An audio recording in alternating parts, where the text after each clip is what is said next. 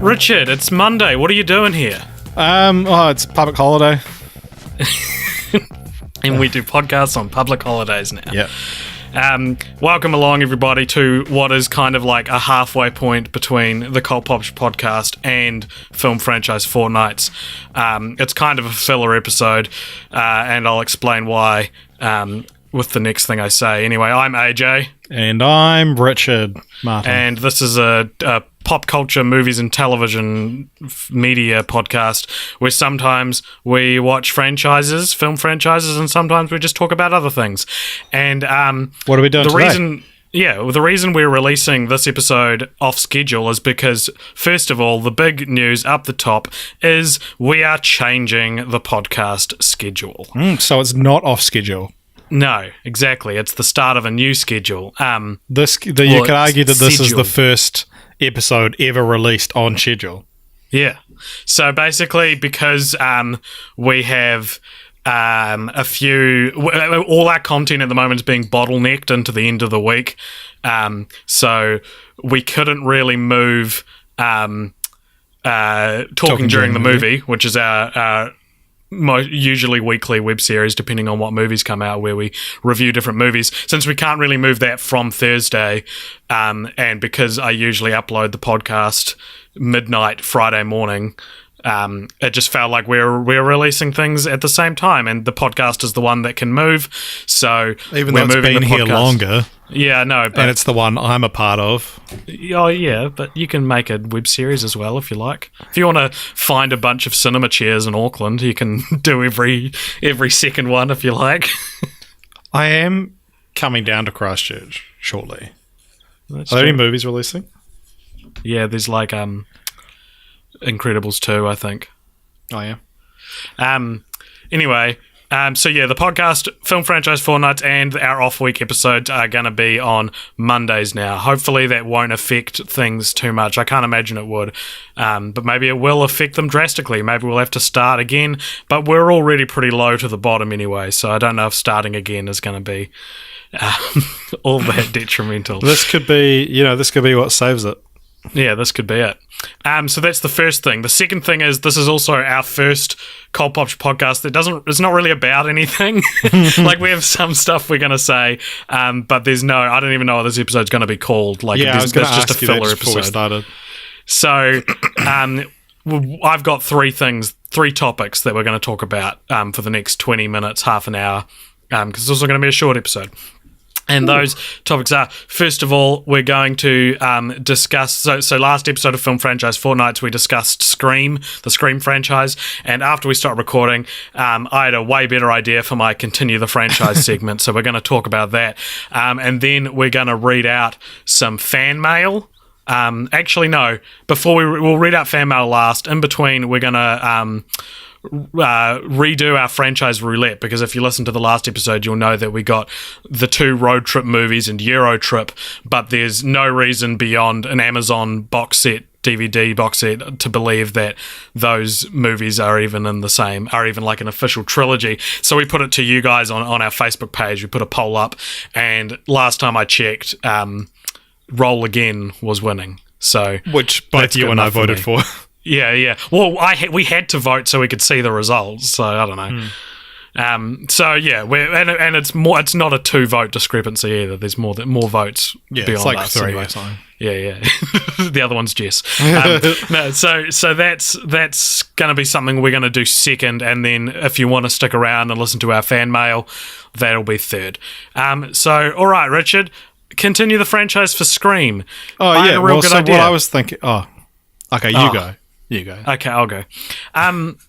So I kind of took a leaf out of American Pie's book, because Scream and American Pie share a lot of similarities. You know, that they are a kind of at first a trilogy, which then had a fourth one come in late. They're both kind of like indicative of the time that they were released. They're both like textbooks examples of their genre. Scream probably is more a parody or a satire of that than a textbook example, but there are similarities there. So one thing that American Pie did that Scream didn't do was in between 3 and 4, in the long years in between episodes 3 and 4, they actually did a straight to DVD spin-off series called American Pie Presents.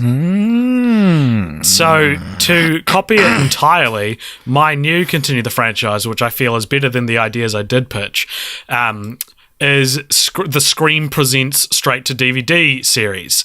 And the general concept for them is they can be real low budget versions of like the Scream series, I guess. So I think the first one would just more or less be, say there's 4 like there are with American Pie. Yep.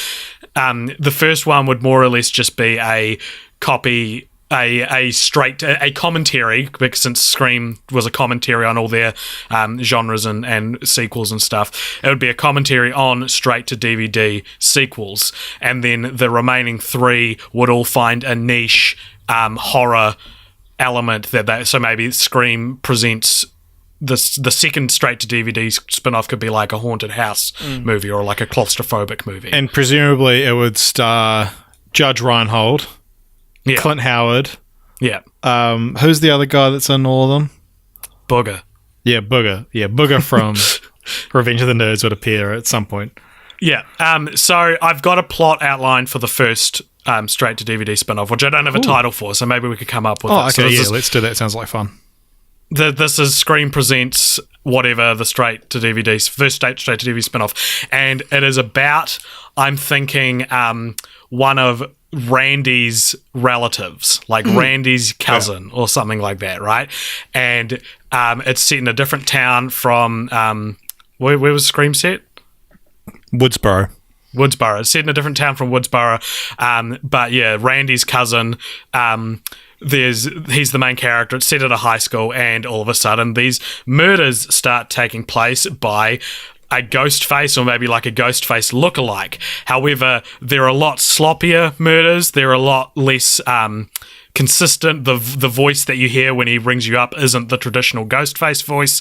And so the characters are led to sort of make the assumption that this is not a top-notch Ghostface killer. This is a poor rip-off, a poor man's Ghostface killer, which then leads into the meta conversation that it's the straight-to-DVD sequel to the Scream saga, right? Because it's not as good, it's not as well thought out, it's doesn't a lot have the cheaper. same budget. Yeah, it's not the same budget and all that sort of thing. There'll be conversations about, like, there'll be a lot more graphic nudity and sex scenes in the spin-offs, and there'll be a conversation about how you can do that in straight-to-DVD spin-offs. Because you could have, like, because they say this comes out now, you could do this about the straight-to-DVD Stab 8. Yeah, exactly, totally. Yeah, exactly. So that could be there's a parallel to the Stab films that allow for the conversation to happen. And basically I don't have much of a story in mind, but it's basically everything that is indicative of straight to DVD sequels, but in a real lame and and just articulated in the meta narrative that Scream has, which in my opinion would actually make it quite a charming movie, that it's aware of its own shortcomings, flaws. Yeah. And so then, I don't know, as I said, the next one would be like a haunted house movie maybe, and maybe it's completely separate from Scream except for the name, and maybe there's another one of Randy's cousins or maybe like another Prescott, but there's no ghost face, but there's something equally as theatrical, like like someone wearing a wig or something like that compensates for the lack of Ghostface but isn't Ghostface. Like the house has a Ghostface mask hanging on the front door, so effectively the house is wearing the mask. Yeah, that's cool. And I don't know, maybe the third one is an alien movie. I'm just spitballing. We basically go through all the different subgenres within slasher. I guess there's no alien slashers, but but there's psychological thrillers, there's claustrophobic thrillers, there's things like that, which could all be Scream slasher spin-offs. So that is my revised pitch for Continue the Franchise. What do you think? Yeah, no, it's cool. Cool. Yeah, what about title? All right. Because like Scream Presents. What if the first one's just called Scream Presents? I feel like it can't be. I feel like it needs. It's that whole cashing in on the brand recognition thing. So I don't know. Maybe it's like Scream Presents, Copycat or something like that. You know, like. Copycat's cool. Yeah. Like even just Scream Copycat's cool. Yeah. But I also I don't think I said this on the episode, but there was the sequel. I think was at one point like Scream Again or Scream Harder. Oh yeah, or something like that. Scream Louder. Yeah. Like I'm pretty sure that was even like, but yeah. There's that also, could be it. Or maybe all the straight to DVD spin-offs are called Scream. Then something. is an adverb. Yeah. So Scream Louder, Scream Harder. Verb, yeah. So Scream is a verb. Yeah. Scream. And then Stronger. Scream harder, better. Scream faster. We got there. Yeah. There was also another piece of trivia that I worked out by myself that I didn't manage to get in on the podcast. I messaged this to you earlier on the week, but talking about Scream and Scary Movie. Scream and Scary Movie don't share any cast members, but Tori Spelling is in Scream 2 and Scary Movie 2. Jenna McCarthy is in Scream 3 and Scary Movie 3. Anthony Anderson is in Scream 4 and Scary Movie 4. And Tyler Posey is in Scream the TV series. He's going to be, and he's also in Scary Movie 5, which is, the TV series is effectively Scream 5. So yeah, that's cool. I wonder if Tori Spelling was cast in both films for the specific reason that they joke about her in the first film. Yeah, well, because the Scary Movie didn't come out till the same time as Scream 3. So I think in Scary Movie there are a couple of references to Scream 2. Yeah, there are. There's things like and at the start of Scream 2. The dick going through the ear. The knife is exchanged for a dick and stuff like that. Hilarious, which is hilarious. It's comedy. I've also started watching the TV show. I'm 3 episodes in. Yep. I would regard it as not for me so far.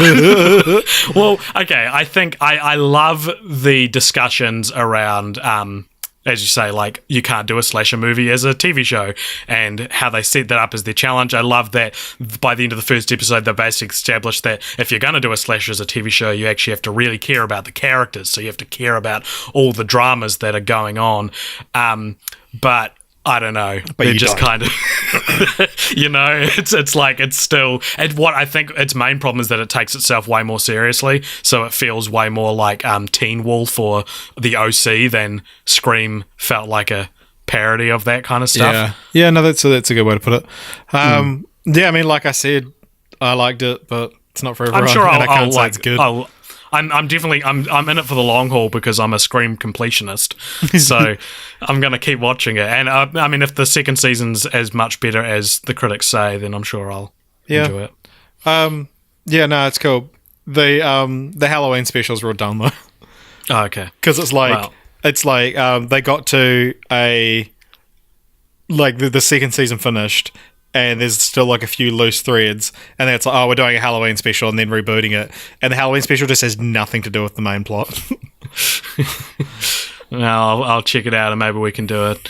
The often talked about but never recorded film franchise follow-up episode where we talk about Boo 2 or Medea Halloween. Yeah. And what else has come out? Spider-Man Homecoming. Cool. There's also by the end of the year there'll be a new Godzilla franchise for us to talk about. Oh my goodness! Because there's true. the anime ones on. Yeah, have you seen the names of all of them? So the first one was like Planet of the Monsters. One's called the City on the Edge of Battle. And I can't remember they announced the title for the third one. I saw it. It was real dumb. I remember thinking it was real dumb.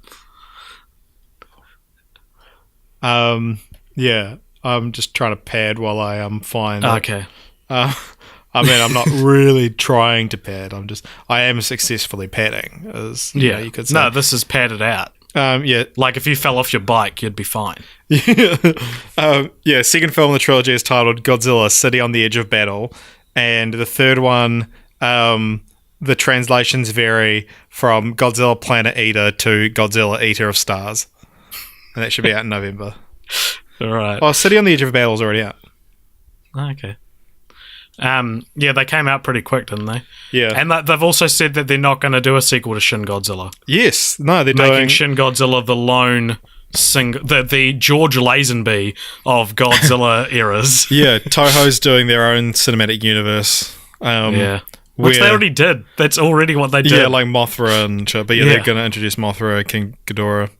That's going to be confusing. They released some footage at a CinemaCon or something recently of Godzilla, King of Monsters. Mm-hmm. And, so there's been footage of King Ghidorah leaked and stuff like that. Okay. Yeah. We'll check that out for our Godzilla heads. And also Julian Dennison cast in Godzilla vs. Kong.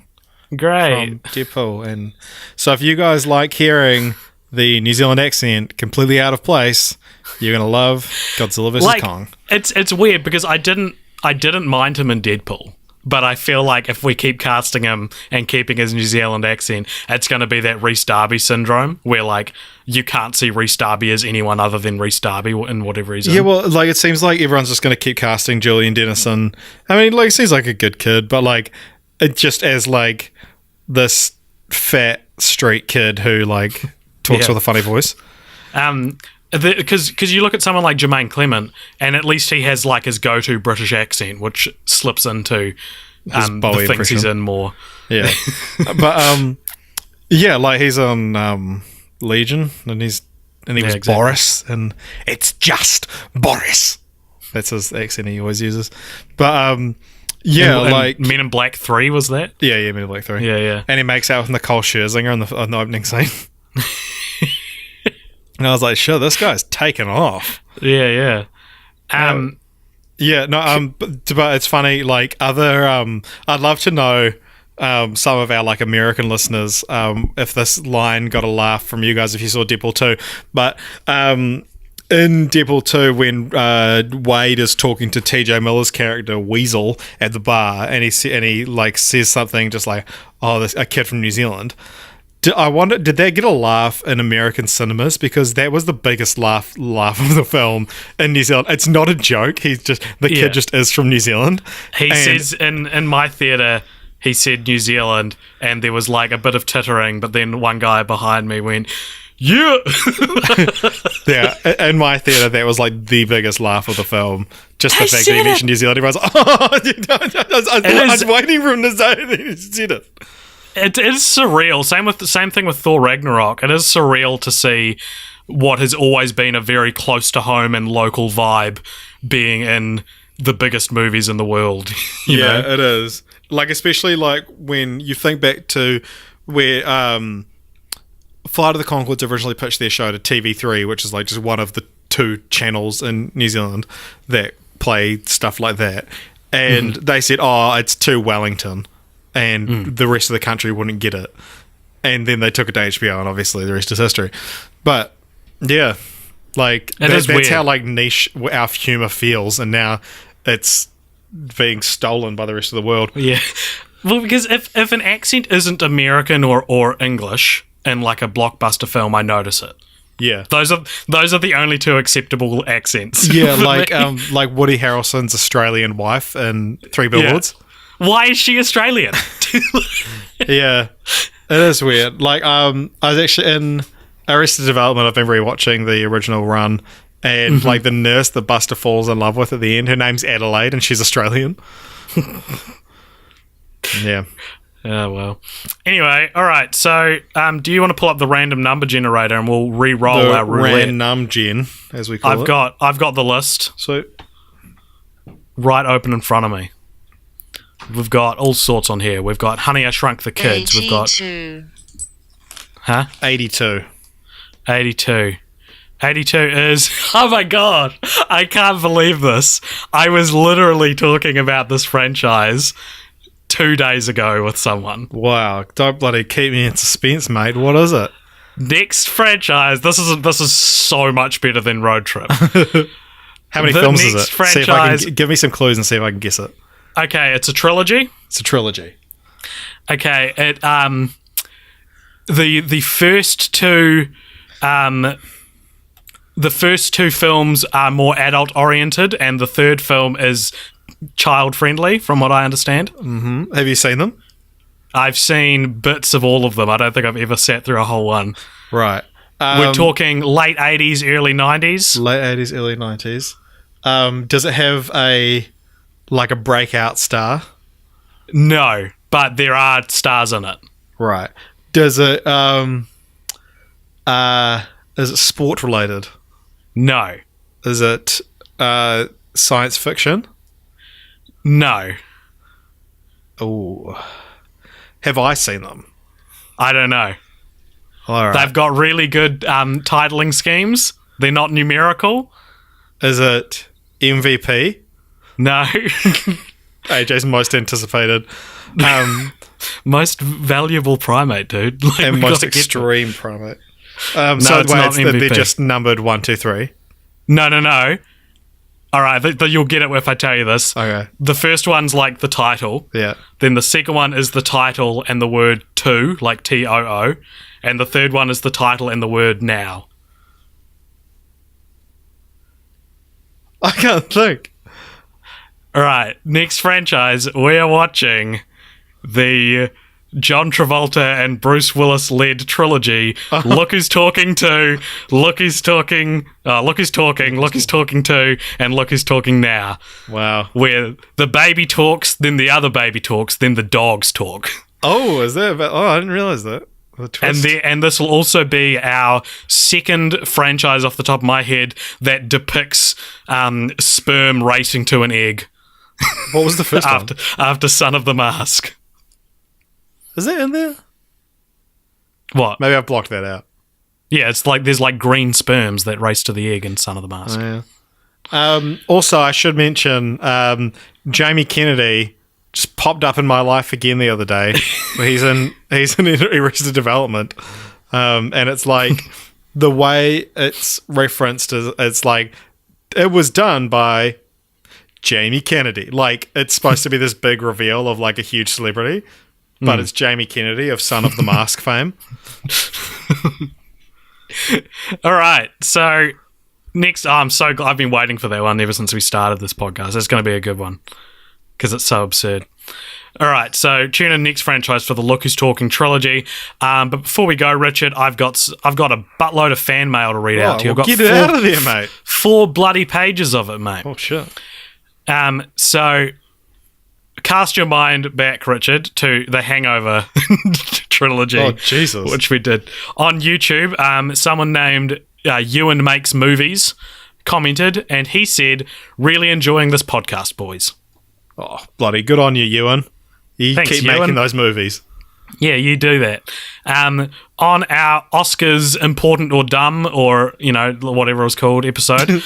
Whatever that dumb shit was called. On SoundCloud, someone named Maisel Meese, she commented, "I convinced my dad to buy me Revenge of the Sith on DVD for Christmas when it came out, and the costumes and lightsabers detailed in the special features have stuck with me. 13 years later, I'm almost done with a degree in costume design." How cool is that? I want more comments like that. Yeah. So that I assume that was in reference to our little spiel about what our favourite and most influential movies were. That's really cool, Maisel Meese. Maisel Meese. She also commented on the next episode, the Oscar Snubs episode on SoundCloud, and she said, Victoria, the movie from 2015, is a spectacular German film, all one take, but it was disqualified for Best Foreign Film for its high percentage of English dialogue, which is part of the plot, as English is the language of the main characters, 4 German guys than the Spanish title character have in common. Yeah. I've been wanting to see that movie for a while. So that's pretty cool. On not the actual podcast itself, but the little teaser video I made for the video game movies and why they all suck episode we did. Matt Hall commented on YouTube and said, "Do you think it's a choice of which games or the lack of funding killing these games more. I think he meant movies. I feel like this is what he's saying. I feel like they never put enough effort into really backing these movies with established writing and directing. That's a good point. Yeah. You rarely hear of like an established director behind a game, you know? Yeah, well, I guess like it's one of those things like there's been a few that it's like, well, you know, if anything was going to crack it would be that one, like with Warcraft and Tomb Raider. Yeah, totally. On the Nutty Professor episode on Facebook, Brent Taylor says, at first I thought my first hour of work on Friday would only be keeping up with which staff members Trump has fired. Whoa, this is an old episode. But now I have something else to look forward to. I feel a bit bad since we've just announced the podcast is shifting to Monday. I hope we haven't ruined your week, Brent. Yeah, let us know, Brent. We'll move it around for you. Yeah. It's all for you, dude. On YouTube, on the Nutty Professor episode, Tim Tabor said, today I learned they made a fourth Nutty Professor movie. Then he said, oh, and GOG equals good old games, by the way. I'm not sure what that was a reference to, but for posterity's sake, that's what he said. And he also said... For future reference, that's what it means. Yeah. He also said the Nutty Professor remake kind of falls into the generic childhood film thing you talk about here for me. Never seen the original. Totally. So like 101 Dalmatians and that sort of thing. Like the Colgate Saturday Night Features. Yeah, the Colgate Saturday Night Feature kind of film. And Brent also commented on the YouTube version saying, I was hoping that your largest group of guests was going to be the Blue Man Group and they would not speak the entire time. I'm sorry, I don't know what you're talking. Wait, what episode was that on? Oh, no. That was on Nutty Professor. Oh, yeah, because Nutty Professor was meant to be our largest group of guests yet, but it is it ended up being our smallest number of guests at 0, tied for our smallest, because I still am yet to hear back from the guys who asked me to appear on our podcast. Then he also said, you got me thinking about the fart jokes from Nutty Professor. I remember loving them at age 8 or 10, but not 9. This is the movie that made Eddie Murphy accessible to kids. There is no way he could have been Dr. Dolittle, Donkey or Mushu if he hadn't done this first. His stand-up is notoriously raunchy, and Beverly Hills Cop 1984 was the highest-grossing R-rated film until The Matrix Reloaded in 2003. He was decidedly an adult actor, and he needed to soften his image to be able to enter the kids' movie market. That's interesting because I would say Nutty Professor 1 is kind of the midway there. It is midway between adult and kids. Have you seen any of his stand-up? No, not really. So he did Raw, and so a good friend of ours, who's a comedian, David Corios, one night, he was like, oh, bro, put this on. This is like, you know, meant to be the best stand-up of all time, his Raw special where he's wearing that like red leather suit. And within like the first like couple of minutes, he's like, oh, hey, going around and fucking faggots trying to fuck you up the ass and give you AIDS and all this shit. And it's like, this is like his opening bit. And he like uses the F word quite a lot and talks about how, you know, they give you AIDS and they're all trying to fuck you in the ass. And it's like, fuck, this did not age well. This is the worst aged thing. Yeah, I've it actually ever seen. is. Like, for what is still to this day considered the best stand-up special of all time, within the first 5 minutes uses like the phrase faggots trying to fuck you in the ass and give you AIDS, and that's hilarious. Wow. I don't know, that's not an exact quote, but he does use the word faggot. Okay. On the Legally Blonde episode on Facebook, Eric Peterson says, Richard really went for the keep pushing, keep asking approach to that dirty joke. Full lean in, never stop. It was like Return of the King. It's over. Nope, never mind. Surely now it's over. Yeah, nah, got 4 more. I haven't seen that comment. Neither. I didn't know. That's the first time I've read it right now. I didn't read it before I copied and pasted it. That's so funny. Oh, I'm glad someone picked up on that. Who was that? Eric. Nice. Oh, yeah, that was so funny. And then also on Facebook, Zach Neal said, didn't even know there was a second one, honestly, referring to the Legally Blonde trilogy. Well, there are 3. On YouTube, on the Legally Blonde episode, Big Top, I think, is written in like the Russian alphabet. They've commented before, like a while, like a year ago, I think they commented. And they said, loved it. Can Kate be on every podcast? No, evidently. We actually tried to invite her back for Camp Rock, but she got sick, I think, and couldn't do it. So she would have been on the next one, but then wasn't. Tim Tabor says, lol, I get recommended videos that rant about feminism in the sidebar of this video. One of like Legally Blonde is just a key buzz, like feminist clickbait word for that. Hot. Do you remember we watched that video? It was like a video essay that was like anti-feminism. Do you remember that? It was so horrible. What was it again? It was about how like Natalie Portman doesn't deserve to be part of the Me Too movement because she endorsed Roman Polanski. Yeah, and it's like, because when I called everyone gay when I was year 8, you're not allowed to be gay now. Like, like, you know what I mean? Like, if I was held up for every like slur or thing I did wrong when I was too young to know better, I'd be thrown out of Hollywood, Richard. You wouldn't be allowed to do this podcast. But it was weird watching. I've never watched a like conservative video essay. Like there's such like a I didn't realize that. Brent commented, and he has a continue the franchise pitch for Legally Blonde. He called it Blonde in Order, produced by Dick Wolf. 20 years into her law career, Elle Woods is a district attorney in New York City where sexually based offences are considered especially heinous. She works with the dedicated detectives who investigate these vicious felonies, members of an elite squad known as the Special Victims Unit. I really hope that Law & Order is shown on more than just American television, otherwise that comes off as really creepy. Fear not, Brent. Law & Order is well saturated across the whole world. Yeah. Elliot Syme also commented on that episode on YouTube and said, Kate Taylor, Alexander, and Richard, dream team. So that was nice. Someone's been honking their horn outside I don't know if you can hear it. Someone's been honking their horn outside my house for the last maybe 20 seconds, and it's still going. Yeah. Okay. Oh, well. It just stopped. All right. And on Instagram, MartinField74 says, hey guys, just listen to this episode. Great stuff and pretty funny. And this is my favourite part. Almost as good as the gold standard Bad Mums Daddy's Home episode. I love hearing stuff like that apparently that's our gold standard. Yeah, well, to be fair, that is my mum. Or, no, that's my dad, I think. Oh, is that your mum? Yeah, it's one of my parents. Okay. I can't remember which one's which. I think sense. That's... Right, let me just double check. I can never remember... Which one's mum? That's both disappointing and clarifying. This person's honking their fucking horn again. I can hear it now. People are just going to have to live with it, dude. Yeah, that's my dad. Okay.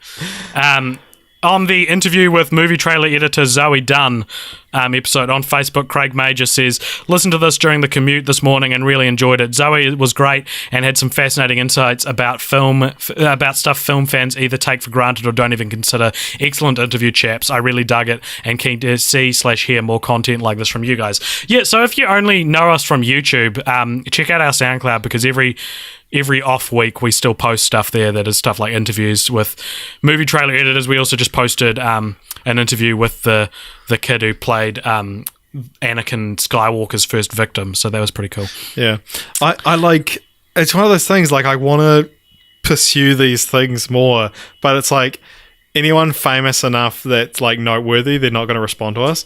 Like there's this real fine line I want to find between like people like David Mickey Evans who like have clout, but people don't know about or they're not actively following.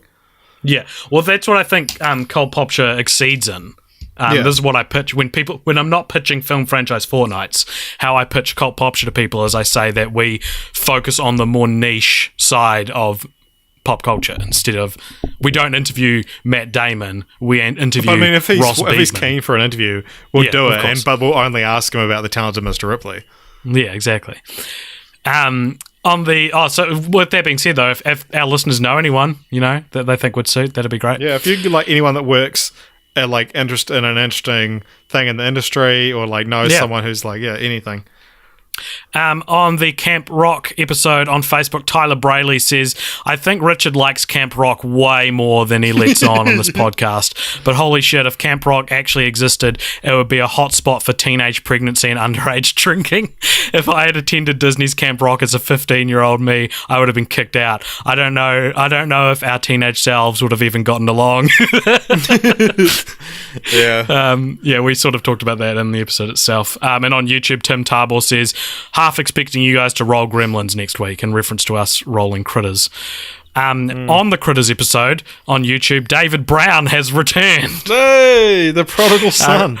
Our once prominent commenter, David Brown, says, "Hey guys, sorry if I missed some of your videos. I was at work anyway. Great review. Can you do the Ju-On series and the Ringu series and the crossover Sadako Kayako series?" Which I feel like this confirms that he's just trolling when he asks us to do specific franchises. And Brent Taylor replied to that and said, "The triumphant return," which was just, it put such a smile on my face. It was such a happy moment. On the off-week episode, which childhood games would make great movies, Isaac Welsh commented on the Facebook post and said, "Christ, that movie looks terrible," referring to Truth or Dare, I think. Yeah. It looks like someone just got too carried away with the pinch and pull tool in After Effects. Yeah. That's fair. On the Mask episode on YouTube, The Mask and Son of the Mask, Ewan Makes Movies commented... Ewan Makes Movies commented, "The Mask equals Deadpool 1994. What a great comment. Yeah. No, yeah, that was great. That is such a... Yeah. An astute observation, as they say. Oh, God, astute as fuck, dude. Yeah, it's astute as hell. The interview with Ross Beedman, the kid from Revenge of the Sith, "My name is Bryden," commented on Instagram and said, "Dude, that's so cool. You're so cool, Bryden." On the Scream episode on YouTube, so the very last episode we just did, Brent says, "So glad to hear that you got a franchise that you actually enjoy. It was a breath of fresh air. This is the first in God knows how long that you haven't said, 'I know I say this every episode, but this may have been the worst movie I've ever seen.'" Very true, and I feel like, even though I don't know if Look Who's Talking is particularly critically revered, I'm still going to enjoy watching them. That's supposed to be, Baby Geniuses 2 is supposed to be like the worst movie ever made, eh? Right. Yeah, something like that. And Ewan Makes Movies commented on the Scream episode as well and said, "Loved the movies, loved the episode. Truly a synergistic delight to the senses." Thank you, Ewan. That's so nice of you, man. Genuinely, I don't mean to sound sarcastic. I'm not being sarcastic. That's like, we live for that kind of thing, man. Like, we love speaking to our fans. So if you are a fan, then please comment, and I'll even read comments in the next comment session we do from this very episode.